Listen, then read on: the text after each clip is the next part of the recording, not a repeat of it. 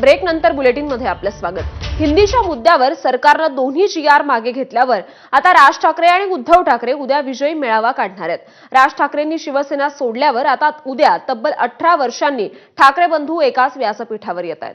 त्यामुळे संपूर्ण राज्यालाच नाही तर देशाला या मेळाव्याची उत्सुकता लागली आहे। ठाकरे ब्रँडचं उद्या पुन्हा एकदा संपूर्ण राज्याला नव्यानं दर्शन होईल।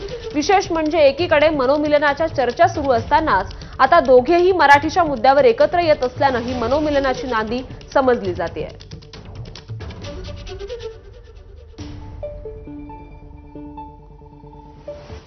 दरम्यान 5 जुलैला होणाऱ्या मेळाव्याचं स्वरूप नेमकं कसं असेल ग्राफिक्सच्या माध्यमातून पाहूया।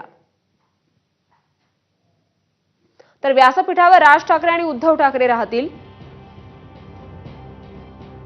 दोन्ही ठाकरेंशिवाय व्यासपीठावर अन्य पक्षांचे पक्षाध्यक्ष देखील असतील। वरळी डोम मध्ये 7 ते 8 हजार लोकांची बसण्याची व्यवस्था केली गेली आहे।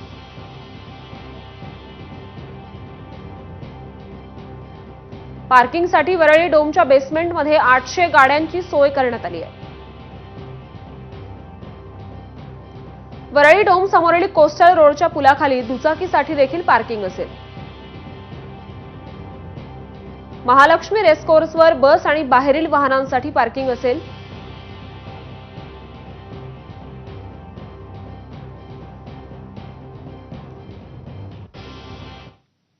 तर ठाकरे बंधूंच्या 5 तारखेच्या विजयी मेळाव्याच्या अनुषंगानं राज ठाकरे आणि मनसेकडून आवाहन करण्यात आलं होतं की कोणत्याही पक्षाचा बॅनर किंवा झेंडा आणला किंवा लावला जाऊ नये।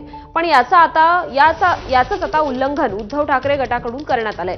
वरळी डोमच्याच बाहेर उद्धव ठाकरेंच्या शिवसेनेकडून बॅनर लावण्यात आलाय। त्यामुळे उद्धव ठाकरेंची शिवसेना श्रेय घेऊ पाहतेय का असा प्रश्न आता उपस्थित होतोय।